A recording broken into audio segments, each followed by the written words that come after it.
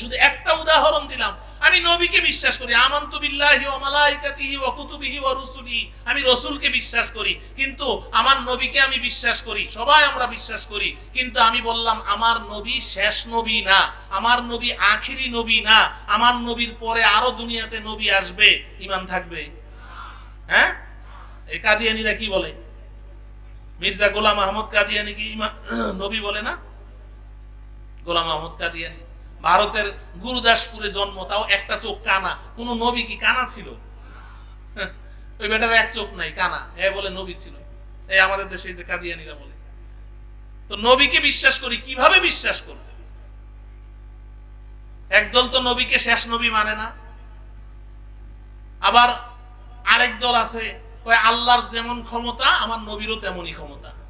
নাউজুবিল্লাহ পড়বেন না। আল্লাহর ক্ষমতা আর নবীর ক্ষমতা সমান?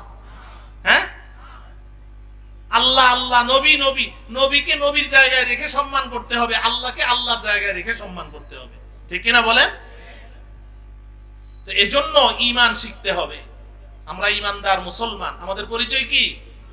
তো ঈমান হলো কতগুলো বিশুদ্ধ আকীদা বিশ্বাসের নাম।